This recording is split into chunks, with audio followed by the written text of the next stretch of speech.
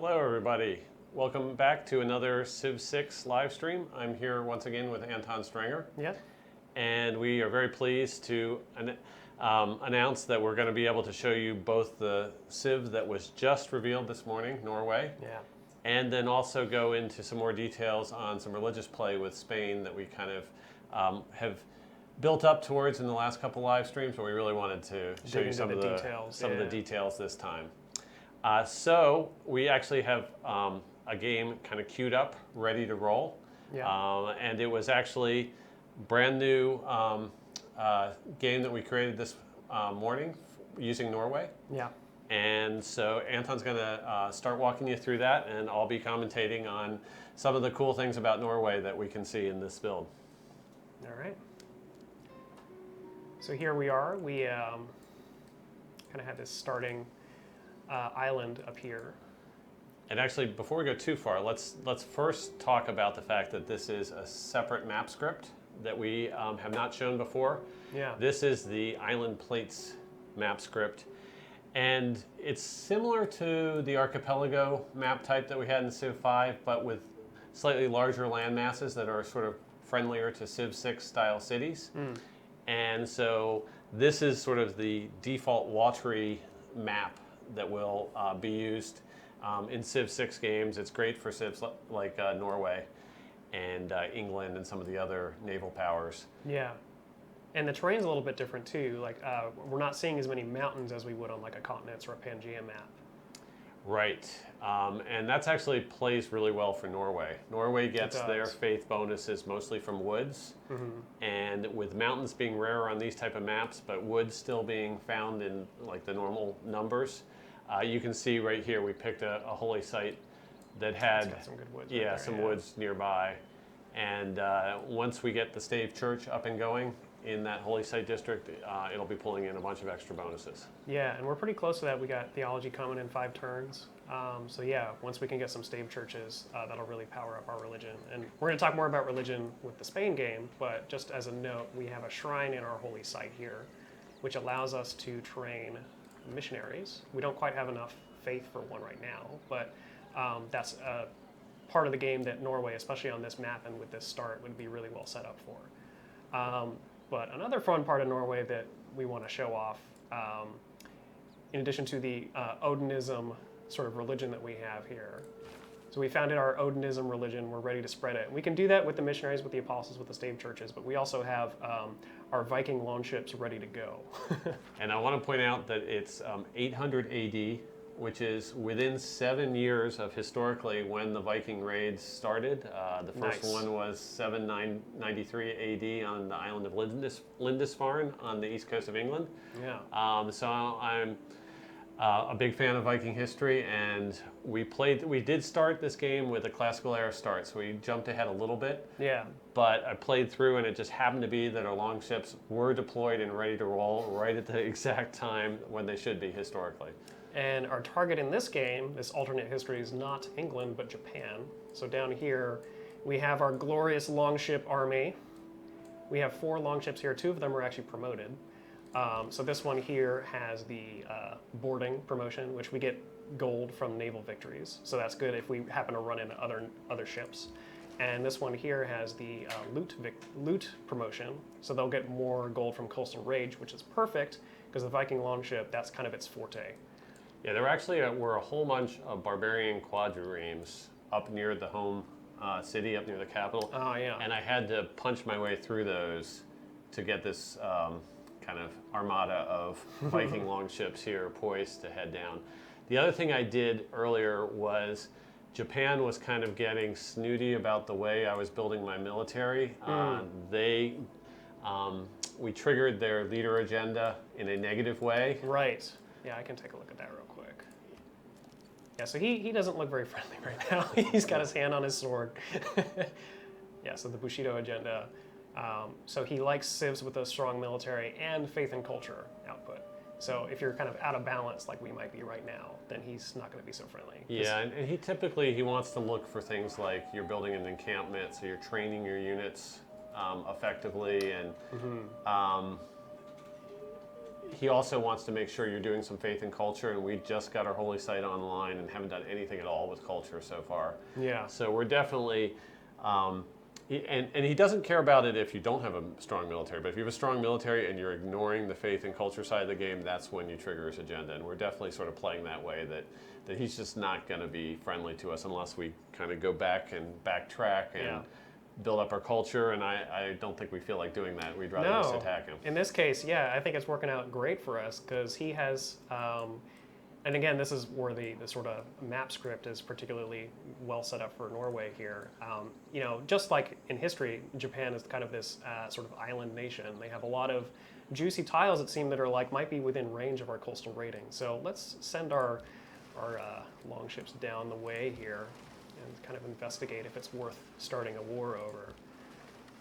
Another nice thing about Norway's bonuses is this guy took some damage, probably from an earlier quadrireme combat, but Norway can actually heal, or the longship can actually rest and repair, even though it's in the middle of the ocean. So he's still pretty high health, so I'm going to send him along with the rest of them, but that's something to keep in mind too. Yeah, if we need to, we can. We don't have to go back home. We can keep just raiding around the map. Yeah. And then here we're kind of ousting a barbarian scout.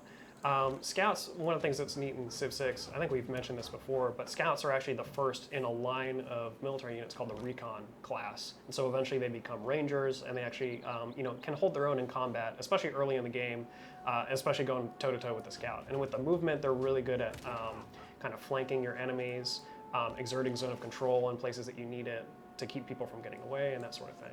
So we've got another longship here. I can go see what's going on down here. And some barbarians. So if that camp was not guarded, we'd be able to coastal raid it. But that's one of the cool things the coastal raid does. Yeah. If you have a ship and it comes across either an empty barbarian camp or a tribal village that's on the coast, you can just kind of just pluck it as you go by and get the rewards from it without having to even land anyone on the coast. All right, so I'm going to build another long ship just in case we need another one. Okay, and you are playing right along with Harold's agenda here. And if you remember, one of the things that I talked about last time is why I love sort of role-playing our different leaders and looking at what their own agenda are and then sort of playing along that style. And Harold's agenda is that he wants to have the largest navy of anyone in the game. And it's sort of parallel to Cleopatra's agenda, where she likes people that have large navies. He likes to build his up, and he respects you if you are also playing the naval game, but if you have ignored naval pursuits entirely, then he's going to get annoyed with you. Gotcha. So playing along his way, we're going to definitely build a big navy, and then we're going to pick on those people who leave their coasts entirely unprotected. Right. Another cool thing about Norway, which we can actually see here, I think this turn, is, and we can bring up kind of like our portrait here. So this is us, the guy we are role-playing as, and allows coastal raiding for all naval melee units, so we're going to make use of that shortly. Units also gain the ability to enter ocean tiles after researching shipbuilding, and units ignore additional movement costs from embarking and disembarking. So we can take this scout. Normally, if he were to embark, it would kind of take his whole turn, but he can actually get on there, move, and just about disembark on this other place over here. So let's continue our longship exploring here. Send 2 down here, and then maybe 2 up this way, see if there's something over there.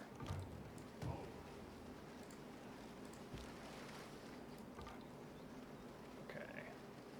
Yeah, that embarking and disembarking can be really, really handy. You just can get guys across your empire much faster than normal. Even internally, it's great. But then when you're sending an army to land on a shoreline, you get ashore very, very quickly. Yeah. This is our promotion screen. It's been through a few revisions. I think this is the latest one. So we get to see kind of like all the different things that we have available. And these will stick with us if we upgrade him later into the more advanced recon class.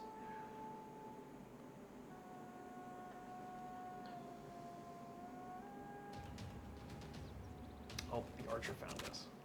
Now, the only other civ that we found in this game is Philip of Spain. Right. And we did find where his capital is, but we haven't really scouted his coastline either. Right. And we finished our military tactics tech, which brings us into the medieval era. Lets us do some pikemen and the berserker, our unique unit, which is really cool. They are better at attacking and worse if they're defending. So you basically have to bring them to the front Keep line, attacking with charge them. the lines. Yeah, Yes. it's a pretty cool play style.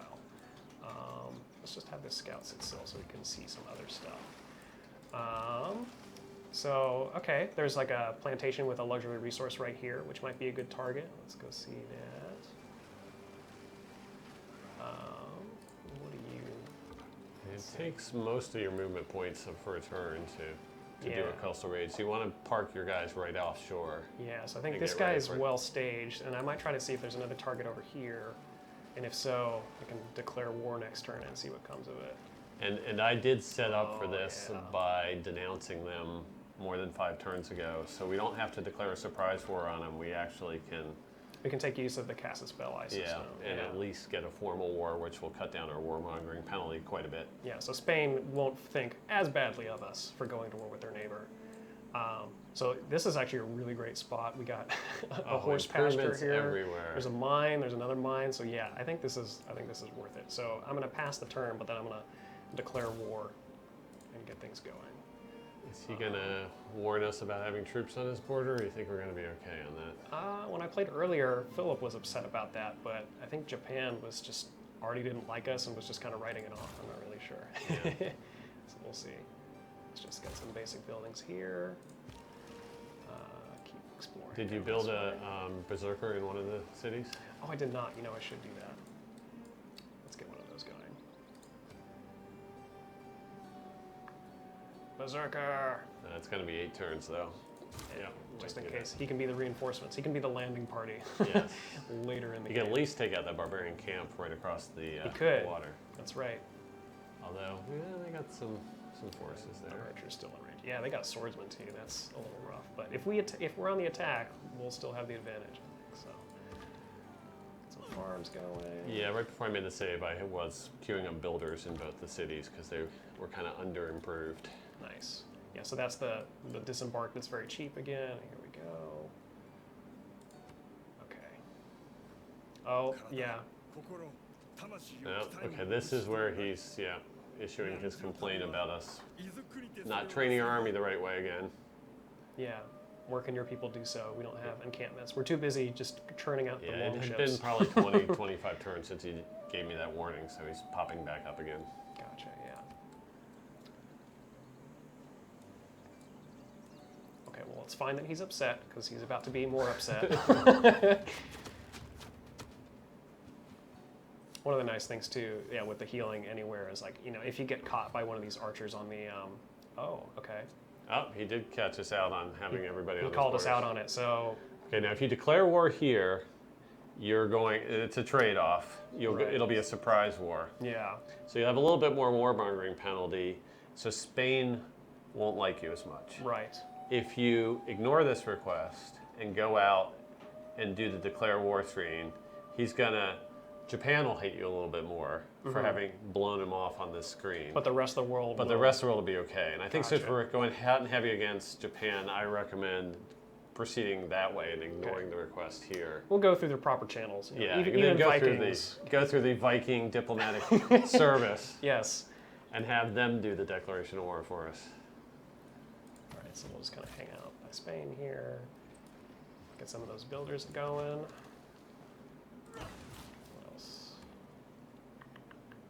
Another berserker. It'll take a while, but that's okay. Okay, so now let us go through the proper channels. So we can declare a surprise war here, but we have a casus belli. We have a just cause for war because we denounced them a long time ago. They know we're not cool anymore. Right. So we're going to declare formal And war. so we have the moderate warmonger penalty instead of the heavy one. Yeah. So here we go. Think he's going to do something with that sword? Uh-oh. The sword is out. And we do have to remember that Japan has a bonus for defending on coastal tiles. That's true. Both land coastal tiles and the shallow waters right next to their coastline. So actually, they're pretty well set up for an island plates map as well. They are. But let us begin the raiding. It looks like there's actually, he doesn't have any units, not any ships around here. So, there we go. Raid the plantations. 25 faith. Okay, notice that we got faith from a plantation. We did. We get different pillaging rewards based on exactly what type of improvement it is or which type of district it is. Yeah. So the two ways you get faith are either from pillaging plantations or pillaging holy sites. But they're also, like mines give you science, campuses give you science. So there's sort of a Farms will way give you to some get healing. pretty much any of the different yield types. Yeah. So that one's on fire. That's nice. Let us move in here. We might not be able to do it this turn, but we can get this mine. Yeah, next turn. And this horse pasture as well. Actually, we might as well get in position of the mine as well. Yeah. All right, so we're well set up for a He has bloody no next turn. defenses, Yeah, he's right? no defenses. He probably was not expecting Vikings from the coast. That's Right. his mistake. Yeah. And then we can see what else is further down here. So that's his capital. And we got some gossip about him earlier. He founded Buddhism somewhere. It looks like it's not in Kyoto. That just has his pantheon.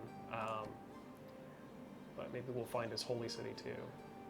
Rumor has it. Okay, so Preslov was one of our city-states allies. Yeah. And so we just heard that they made the declaration of war as well. Yeah. So they're on board. Now they're not contiguous with Japan, so they're probably not going to be exerting any pressure on them. Yeah, But I think they're on the other side of Spain, if I remember right. Yeah, there's Preslav there. Yeah. and actually, Seoul is a brand new city-state that we're just letting everyone know about for the first time. Yeah.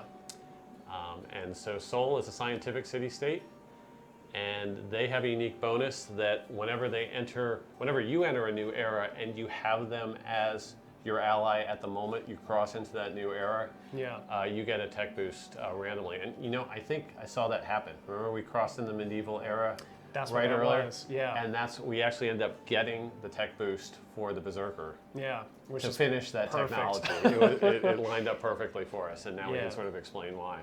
Yeah, and we also can see, that they have a bunch of resources as well, which we'll get control of since we're their suzerain.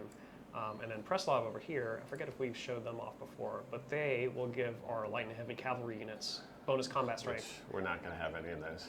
No, we're mostly a naval focus. It's nice to have them as our suzerain. Light and heavy long ships, maybe, Yeah. but probably not cavalry.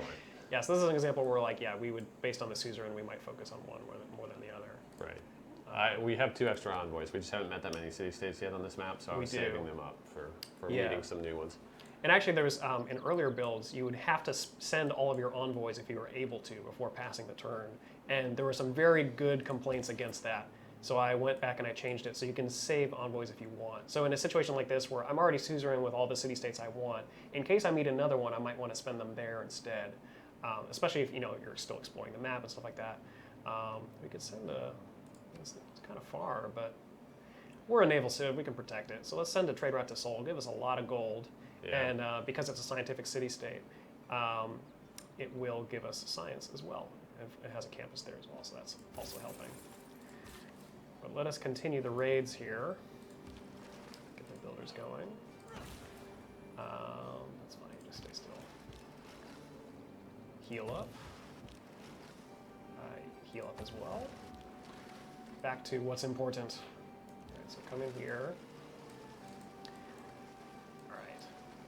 Now I'm going to choose the horses first in case he would use them to create units to try to destroy us. Okay, we got gold from the pasture. We got gold from the pasture, and then we can pillage the mine here as well. It gives us some science. Yeah, so we're breaking in the money.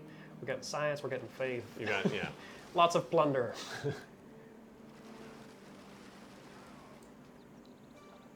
All right, so that's a good first round of raiding. We could keep going, but I think we want to get to the Spain game and show off more of the religion. So here we space Spain over here, but we're going to load into a Spain game of our own and see more about how the mechanics are working. Oh, perfect. That's how we just got theology, as if it was a sign. So actually, let's just check and make sure. I don't think we quite have enough gold to build a stave church, but let's see if it's possible. Yeah, let's check that out. All right, so we'll build our berserker here. Let's check it Oh, No, not we're a quite little enough. short. Yeah, Okay. 420 is what we would Well, need. more rating is in order to get our religion fully stoked. But Yes, we need to pillage more, and then we can afford it. yes, exactly. All right. It's the Viking way. Cool. All right, so Norway's a great civ, lots of fun to play. Everyone's going to have a fun time checking them out. But we're going to go ahead and get going on talking about some more of the religion system. Yeah, and this is all you. Yep, I'm going to drive this one now. To give the background here, this game was one that I started a little while back, and I set it up for a continents map because I wanted to take advantage of Spain's bonus in sending trade routes from one continent to another. Right. And they get, if they are doing an internal trade route between continents, they get extra food and production to fuel the growth of their foreign colonies. And then also if they're doing a trade route with another player across a continental boundary, the yields are also boosted there. They get extra gold and so forth. Yeah. So Very historical. Spain, yes, it's their treasure fleet bonus, and it can be very, very helpful. So the way it worked out, let me slide down to our capital, Madrid here. This is where I started out. It was a very interesting start location because first of all, we had the Pantanal Natural Wonder just to our south. It wasn't quite, I didn't reveal it on the first turn, so I didn't know it was there when I settled the capital. The capital is actually at the end of a river that winds Oh, wow. across the continent.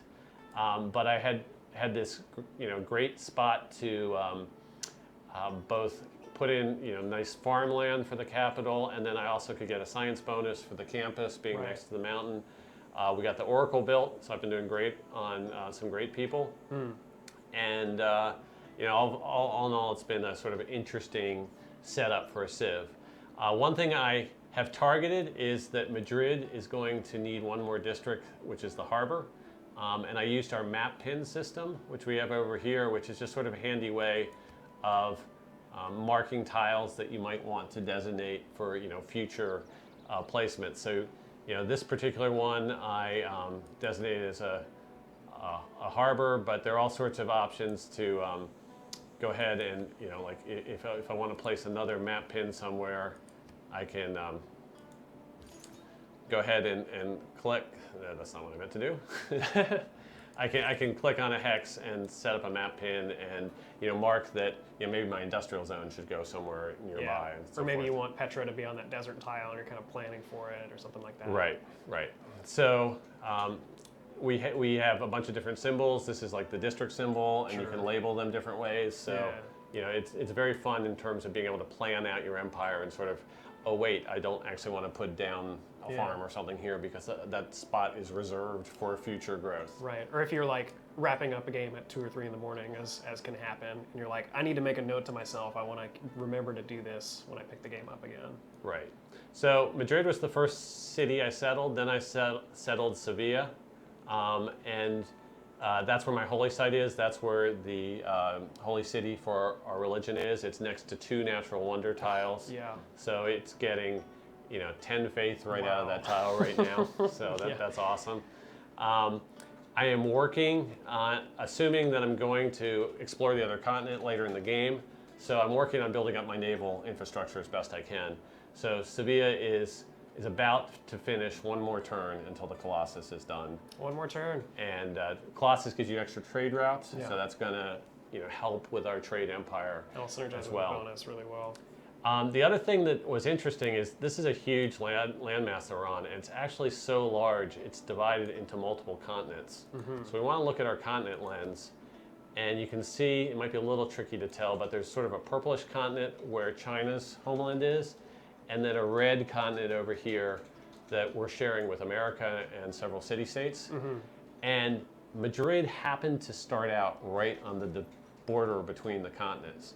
So that treasure fleet bonus, people are wondering about like how are these continent bonuses going to work on a Pangea map where everything's one big landmass. This is sort of a great example of that, is that on this large landmass where there's not a lot of naval activity going, I can still get my cross, intercontinental trade bonuses active. And so that's what I've done a lot, is I've sent trade routes from Madrid to my other cities, which happen to both be on the other continent, Yeah. and have gotten some really nice bonuses out of that. Yeah, it kind of reminds me of like Europe and Asia and how they're often called Eurasian. It's kind of like a fuzzy continent boundary in real life, in the real world. And so this is kind of a landmass like that, where you have, one over here and one over there, but by crossing them, you're able to take advantage of your bonus. Right. Now, in terms of where I am going with research, on the civic side of things, I'm about to civil service, and let's go ahead and look at that. That's important because that's when you can first do alliances. Cool. But one thing that will come into play soon is it would be really nice if I could get up to diplomatic service, because that's where all the different casus belli unlock, where I can declare a holy war, a liberation war, a reconquest war, or a protectorate war. Yeah. And so there are lots of options on how to get into wars. We showed before that you could formally declare war to reduce the warmongering penalty. Yeah. But these are great ways to get into war without really having to have your diplomatic respect with the rest of the world take a hit. Right. Your diplomatic service is explaining, look, they conquered our homeland, and we need to, this is a just cause. Please so don't that's sort of pay us. exactly what's been going on in this situation. Is I've been watching what's been going on to my north, and China and the Americans have been having a pretty prolonged conflict up here. Yeah. We can notice, for instance, that both Chicago and Charleston, not Chinese cities when they were founded, are No. now under Chinese control. And following their religion, too. Yes, and following Taoism. So Teddy Roosevelt, he's not particularly, hasn't been that friendly with me so far. You can tell he actually went ahead and denounced me. I moved troops right through his lands because I was trying to scout above that, and we settled some cities near them.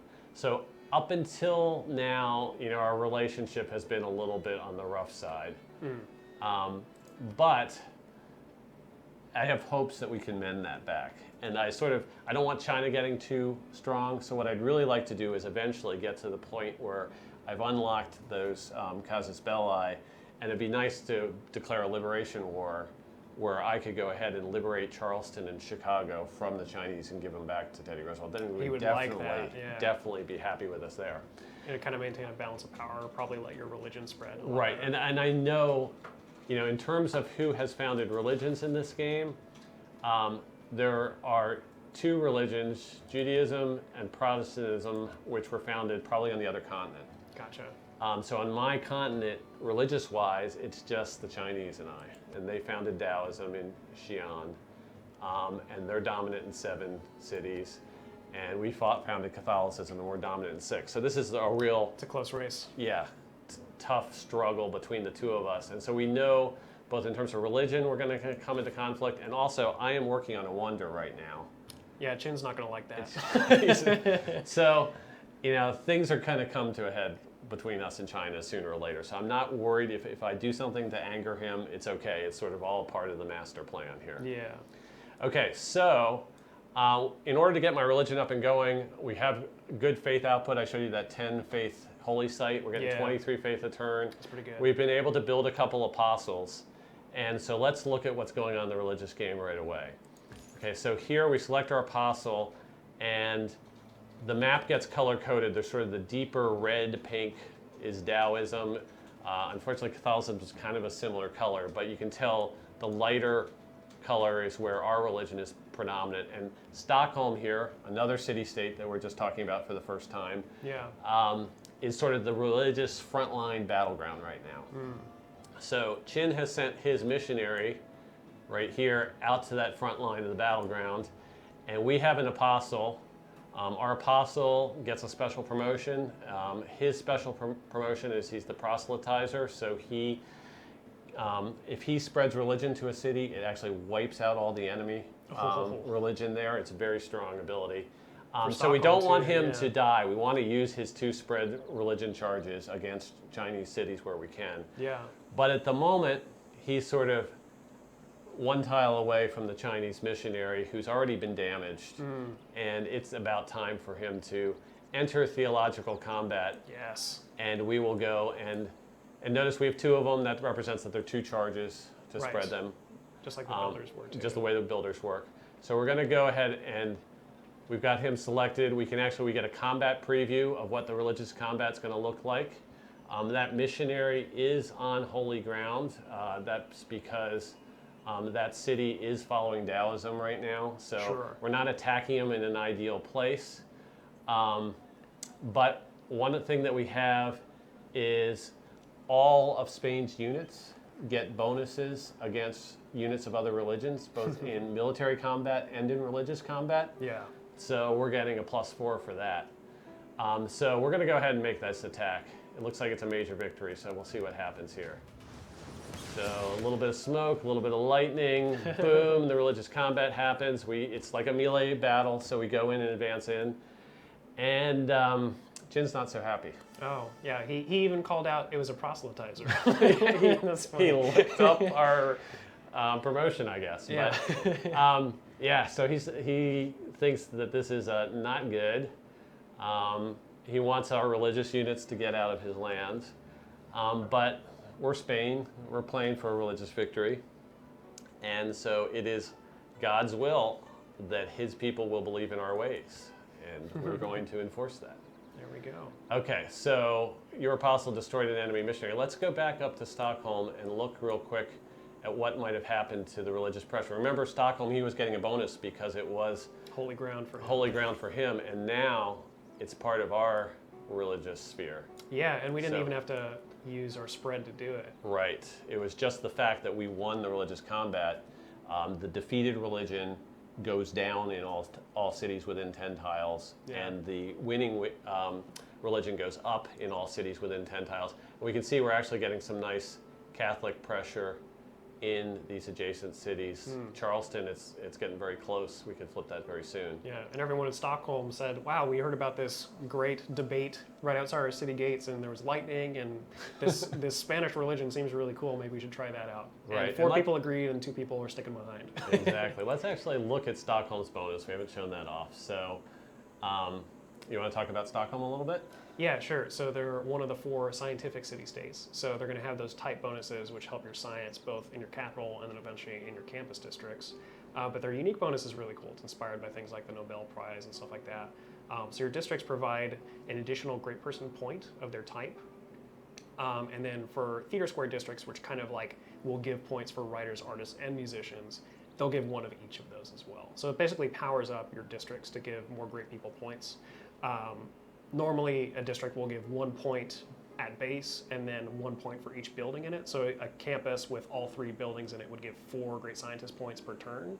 With Stockholm, you're going to get 5 per turn.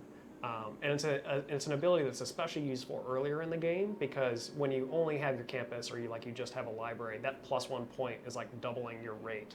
And it's doing so for all your districts. So whatever you decide to focus on, great people wise, you're going to be doing a lot better at it. And actually, let's take a look at that.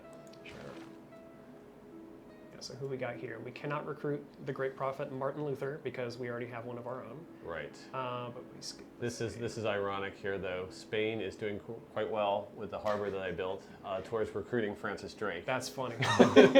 Like we will not have him fight against us, but he must join us. Yeah, in this so version of we got to history. catch up with this unmet player. Yeah.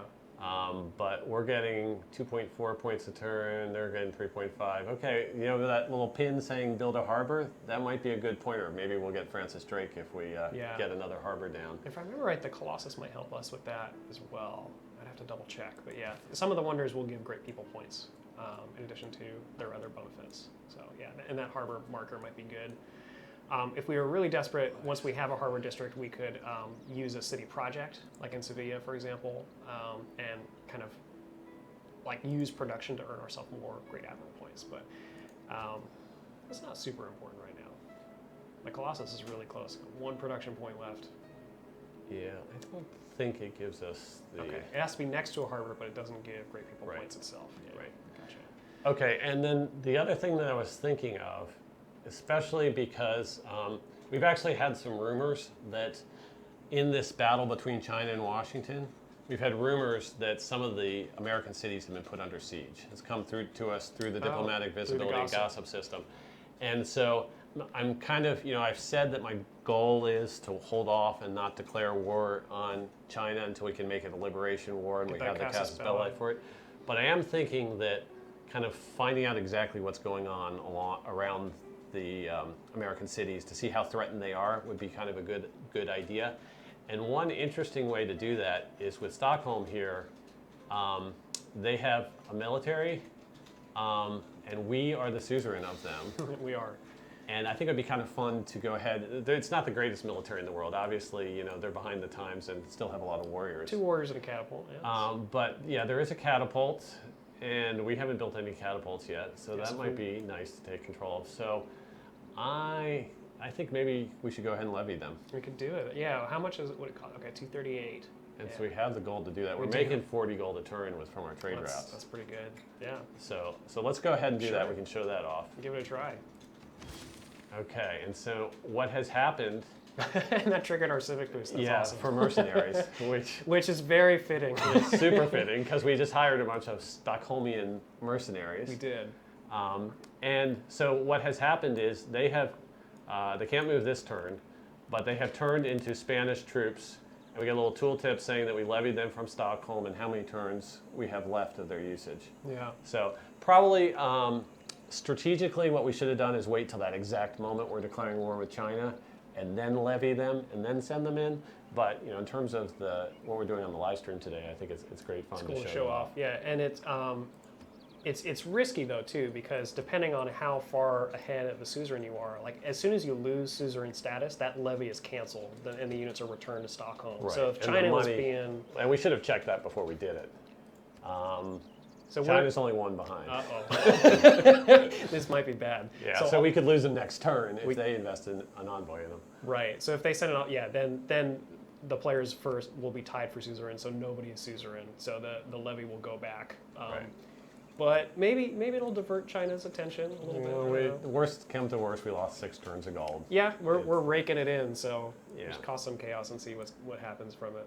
Okay, so let's go ahead and in Madrid, we just put in a commercial district right here along the river. Perfect. Has +6 gold it's making. Let's go ahead and put a market there and crank that up even further.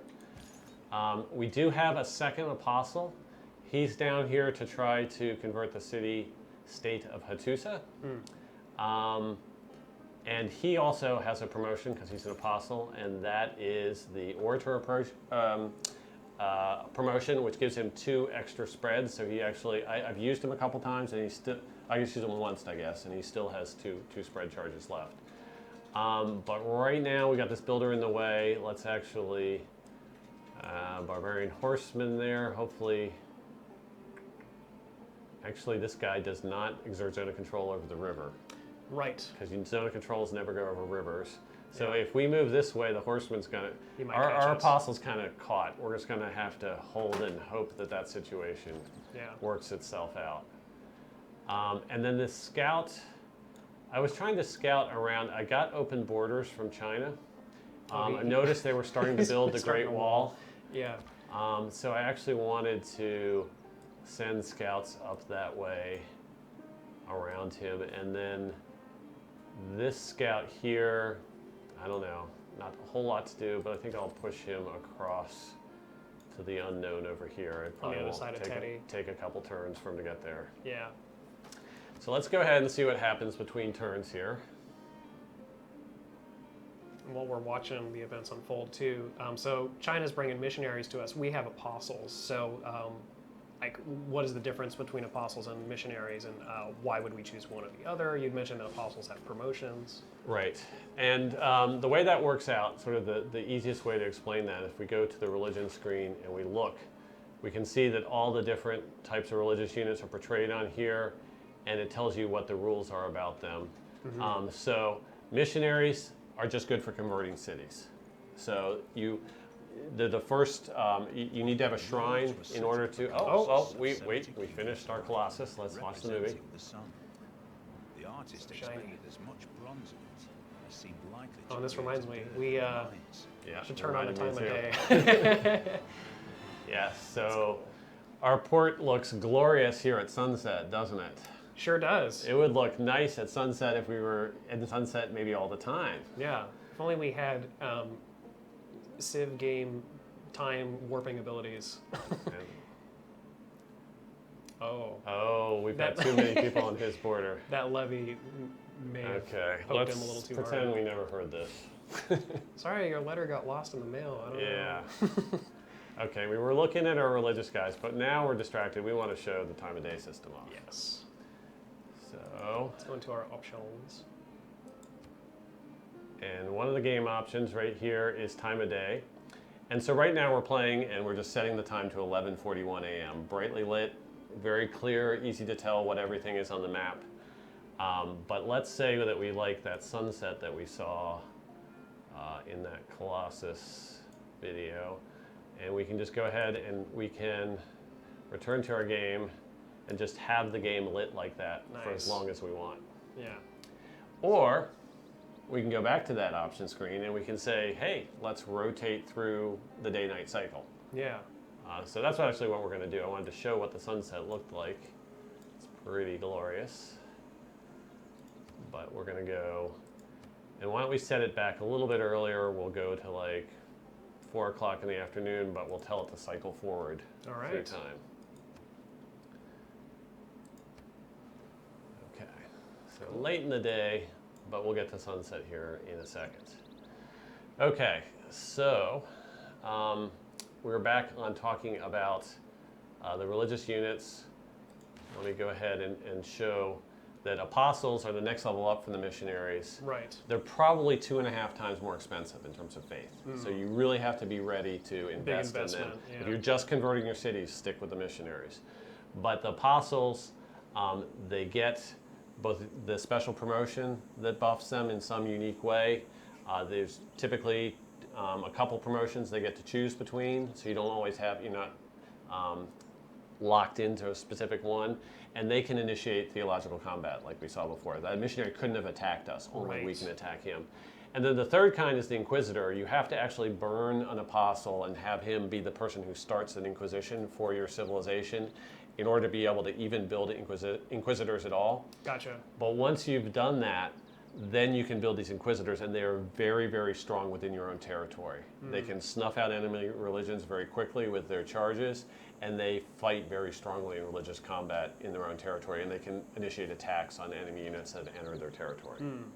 So that's sort of what the 3 different religious types of units are. Then we have like 2 beliefs, and we have room for 2 more, which we can also add to by Right. burning apostles. So Right. it kind of like just depends. Like if we get a promotion we really like yeah, the orator and the proselytizer, I sent them out in the field. yeah, There are a couple others, like one is heathen conversion, and just kind of, in some games, that's my favorite promotion because it takes all the barbarians that are adjacent to that particular apostle and converts them instantly to your military units. yeah.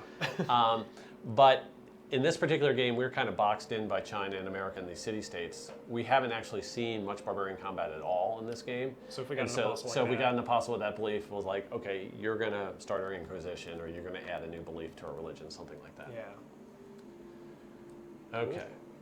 So we have an increased trade route capacity because of the Colossus, so that's a nice thing. We have all these city-state units we can do. Let's see if we can poke around here up towards the Chinese borders. Yeah, see, here's their army. You can tell it's right outside Charleston. Yeah. Might be heading for It's Washington. definitely headed for Washington. Don't usually... Stockholm built a new units, Right. didn't The they? new units they make during the levy Do don't not transfer come over. Right. Gives them some defensibility back home that way. And then here we can tell, you can see how strong the trade route is back to Madrid yeah. just because it's across the Going across continent that boundaries. continent, yeah. So that's a great way to buff our cities. I think Are there any Here's- roads that you want to get? I already good. have Looks like the you're pretty roads there, connected, the bridge, yeah. yeah. So within my own empire, I'm pretty much fine on roads. Excellent. Let's just go ahead and keep boosting our production here. So we'll go with the route to Madrid. Okay, and then this is the route that came into play with the Colossus. And wow, there's a nice trade route to Washington. And we're going to try to make our amends with Teddy and bolster him against the Chinese. So let's go ahead and send that route. Okay, and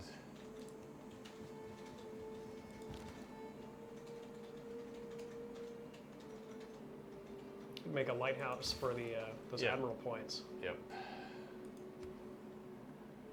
And then here we just finished an encampment. My thought was this was sort of our city that was closest to the military boundaries here. I love this little position right along the river line. Yeah. At the moment, I'm less friendly with Teddy than the Chinese, but I'm expecting that to change, so I just sort of decided that was a nice place to start building up my military. The other thing that we're going to have, we had to do with this city of Valladolid was we had to set that up so that we could get water to it. Right. And I actually was in a quandary here. There were so many cities packed in around here that like the only tile free that was the minimum 4 tile distance from all my other cities was this one that actually wasn't on the river. Okay.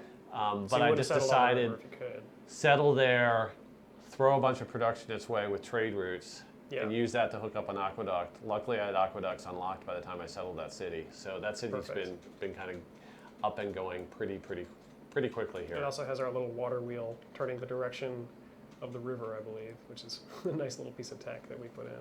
Yeah. There's a lot of really cool detail in there.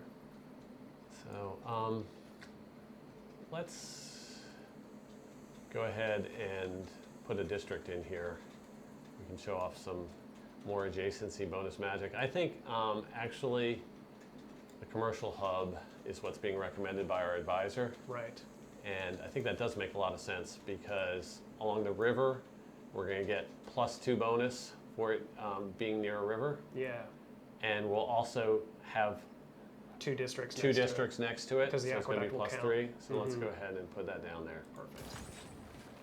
Okay, and then obviously our religious unit is our newest selected unit Might because be we that. I think it's the flipped to that apostle up lens. there, So that's our yeah. apostle who just won the victory. And he can't actually engage in combat because this was a river here. He's gonna.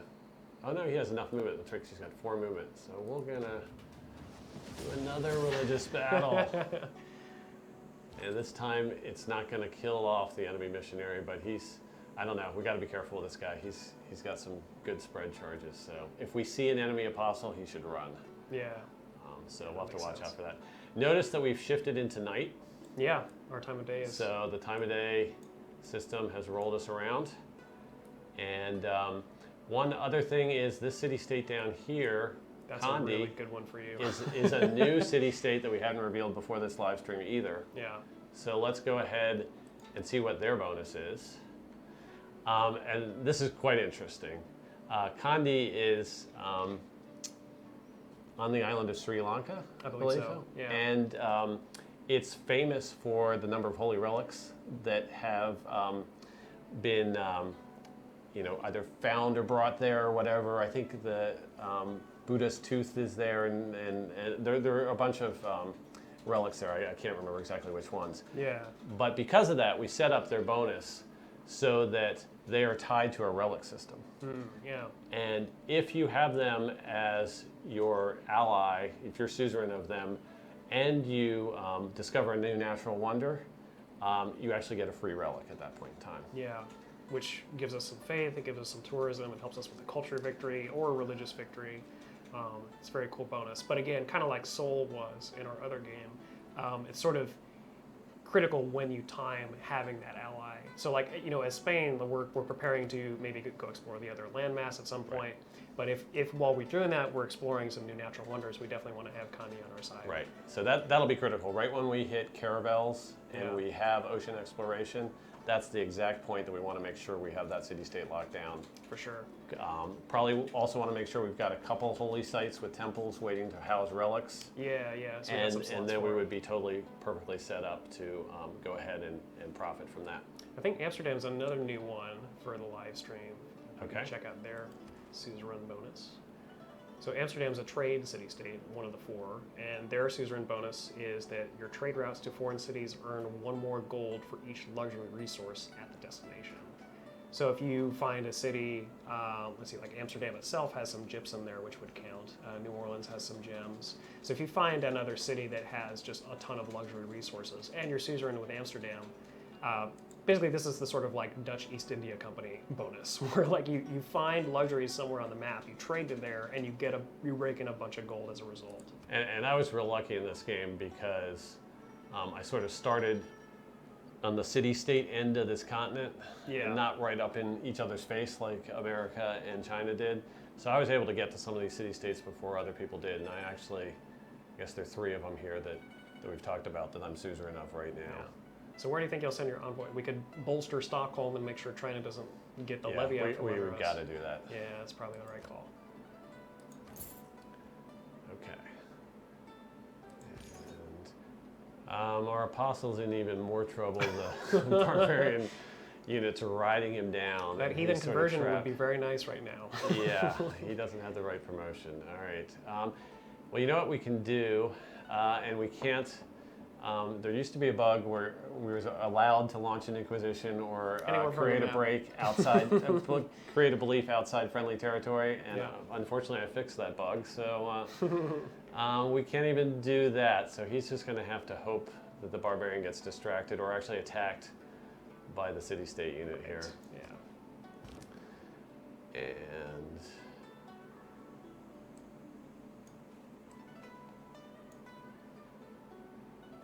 Oh, looks like it's becoming morning again.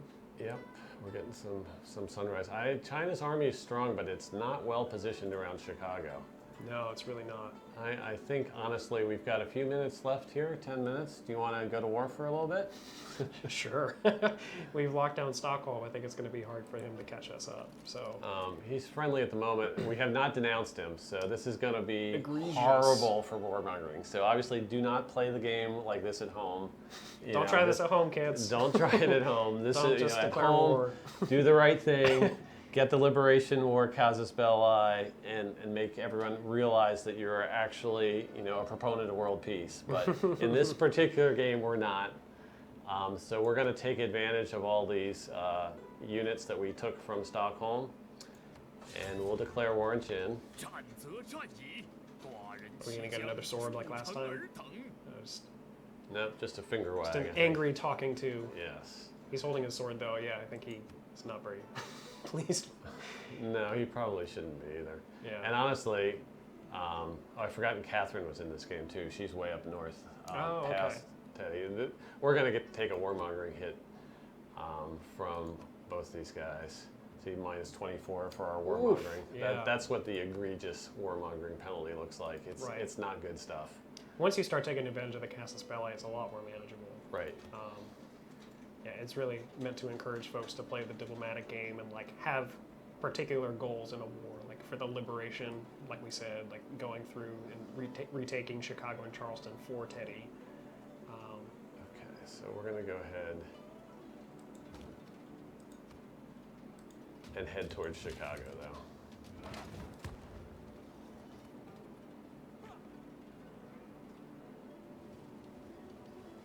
He's got a chariot there, which in the jungle is not the best thing, but that's okay. Yeah, and I'm not too impressed with Stockholm's military here. A lot of warriors and those catapults will be useful though, because we don't really have a siege. we have a few units that we can send up. Yeah. And this guy probably should retreat. I don't believe we have our conquistadors yet, do we? No, that's sort of what I'm working on. Yeah. Gunpowder unlocks the conquistador for Spain, and so you can see that's not too that's far. up here. Yeah, we've got to get military engineering first. Right. And something before that, but yeah. So it's doable, especially if you play it the smart way. The smart way, again, is play for the Liberation War and get your conquistadors first. Stack some apostles with your conquistadors, so as soon as you conquer those cities of Charleston and Chicago, they instantly convert to your religion. There's just levy all Stockholm sorts of right away. levy Stockholm maybe after they produce that second catapult. That's the right way to play this game. Okay, so we'll see what the Chinese reprisal is like. we may have at least, oh, and Kandy got in the war. Excellent. There were missionaries running for the protection of the city. And I'm hoping at least we took some pressure off Teddy, and so Washington may not be under siege anymore. Yeah, looks like China's repositioning their catapults. Definitely some interesting terrain for fighting here. This whole city's protected by a row of jungle and a river. Yeah. So it's not going to be the simplest thing to knock out. Yeah, but it doesn't look like they have any encampments either. So, or I don't think they have walls at the moment. They'll probably get walls soon. And they must have iron somewhere because they got a swordsman up there. That might be bad. Yeah. They actually have a swordsman over by Washington as well.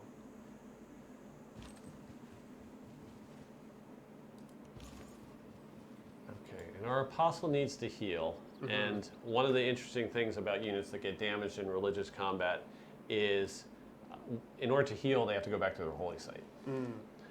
And since this guy is going to be very useful to spread religion later or maybe combat. Stamp out some missionaries. Yeah, we're going to go ahead and do that and send him back to the holy site. He's fast enough, he can get there in just a couple turns. Yeah, the roads will help with that too. And have him heal up. So we have a trade route leaving Sevilla. Wow, look at Amsterdam's gold. It must be. Oh, okay. So yeah. We have a trading post along the path. Right. So passing through a trading post, which is basically a city we've traded with successfully already, will give us some more gold if it's a foreign city. And because it's a commercial city-state, it's giving some. And the other bonuses, I'm guessing, is partially Amsterdam's bonus itself, because Amsterdam has some gypsum there, so it applies its bonus to itself, which is kind of cool. Maybe we have a social policy helping our trade as well. I'm not sure. Yeah, 14 is quite a bit. Haven't even looked at what our government set up as. It's the adjacency bonuses yeah. for holy sites. That makes sense. We had this one in to finish the Colossus before anyone else, Right. the Wonder Building one. And we're getting extra influence on city-states. And that's why we're getting plus 10 out of that holy site, is that we have the scripture economic policy to double that as well. So we're getting a question in from the chat. Can we talk a bit about how spread works? Spread of religion is relatively similar to the way things worked in Civ 5, in that cities within 10 tiles of each other exert pressure on each other. Mm-hmm. And the religion lens here that we're showing right now has been added to help visualize that. Next to each city, you can see both how many followers of different religions are there, present there, and also you get sort of a visual indication of how powerful its spread is by this sort of radar ping that's in the center of the city. So Sevilla is our holy city for Catholicism. You can see that sort of this radar ping is strongest here. Our other cities, because they have become Catholic, exert a small pressure on the other cities. That's the majority. But it's not going to be nearly as strong as what's coming from the holy site. Similarly, we can go up and see China's holy city of Xi'an, where the Taoist holy site is right here. That's exerting a strong pressure as well. Mm-hmm. So it's a combination of sort of, there's always this background ambient pressure between the cities. That's one way that religion spreads, but then with the active involvement of missionaries using their charges, apostles using their charges. And the combat as well. And then the combat changes. That's sort of how all the different battles occur.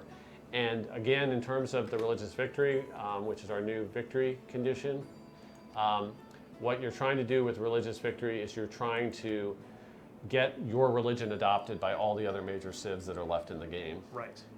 So we have gotten Catholicism adopted by more than half of our cities. So that means that Spain is fully converted to Catholicism, but we're going to have to go ahead and do that with the other 7 players. Mm-hmm. Either you have to, make sure that that player is fully believing in your religion in more than half their cities, or if they get wiped out, well, that works too as satisfying the victory condition. So sometimes there can be a little bit of a military component in the religious victory.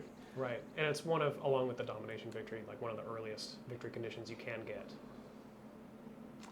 All right. So I think that's pretty much, we've dove in shown religious combat a couple times, talked about how religion works. So I think we're finally caught up on where we wanted to be on explaining religion. But we're really happy to be able to talk about some new city-states and about both Spain and Norway as well today. Cool. Yeah, so thanks for joining us, and we will be live streaming again sometime soon.